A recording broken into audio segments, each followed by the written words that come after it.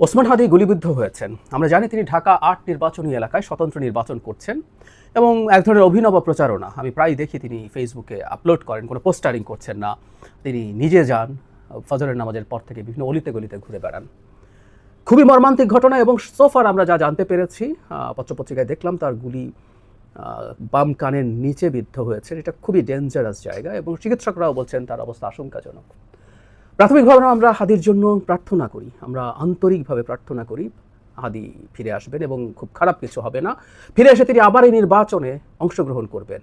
তিনি যে নতুন ধরনের রাজনীতি দেখাতে চাইছেন, সে রাজনীতির সাথে বিশেষ করে প্রচারণার নতুন ধরন শুধু না, তার রাজনীতির যে ধরন আছে তার সাথে আমাদের অনেকের দ্বিমত থাকতে পারে। আমার নিজেরও দ্বিমত আছে, তার প্রকাশভঙ্গির সাথে অনেকের দ্বিমত থাকতে পারে, আমারও আছে।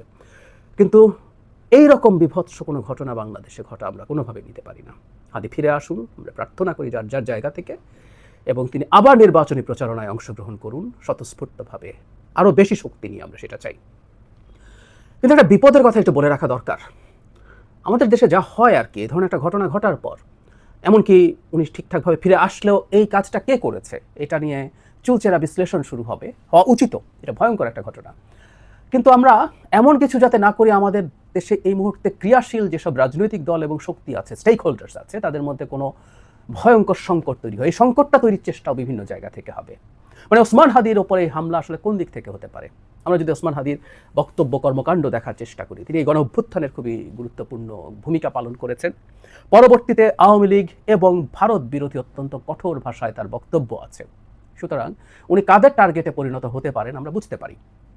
এবং বলা বাহুল্য, এই নির্বাচন ঠিকঠাক মতো না হোক, বাংলাদেশ একটা স্টেবল অবস্থায় না যাক, সেটা আওয়ামী লীগ এবং ভারতের চাইতে এত বেশি সম্ভবত আর কেউ চায় না। সুতরাং আমরা প্রাথমিকভাবে এই ধরনের একটা ধারণা করা ভুল হবে না। কিন্তু তার রাজনৈতিক প্রতিপক্ষ যাদের সাথে তিনি নির্বাচন করছেন, তারা কেউ এটার সাথে দায়ী, সেই জিনিসটা আসলে তদন্ত বা যে কোনো কিছু করার আগে হুট করে বলে ফেলা আমাদের উচিত হবে না, কারণ এটা আমাদের অন্তর্কলহ, অন্তর্কন্দল বাড়িয়ে দিতে পারে।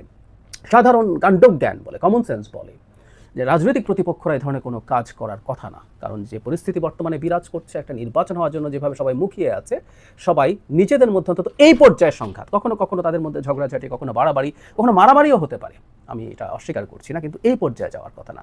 সুতরাং আমাদের মধ্যে যাতে সলিডারিটি আসে, এই ঘটনাটা দিয়ে আমরা যেন বুঝতে পারি আমাদের কত বড় শত্রুরা অপেক্ষা করছে বাংলাদেশকে আনস্টেবল করে রাখার জন্য, আরও আনস্টেবল করে ফেলার জন্য।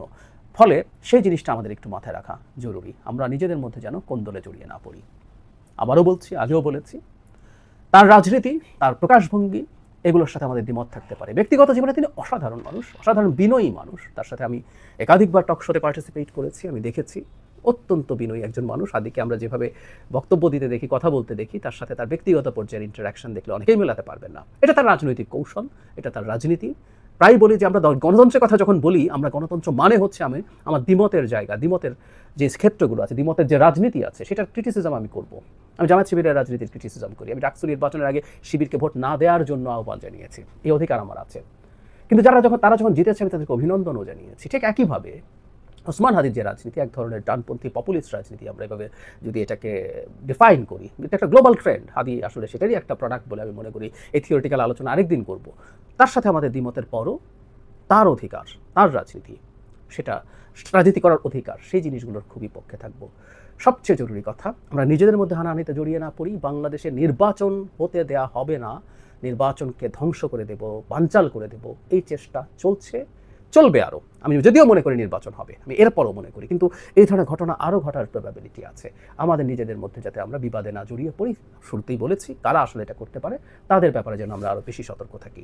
আবারও কয়েকবার বলা হলো, আমাদের গভীর থেকে, অন্তরের গভীর থেকে আমি চাইছি, প্রার্থনা করছি, হাদি ফিরে আসুন, শক্তিশালীভাবে ফিরে আসুন, সুস্থভাবে ফিরে আসুন।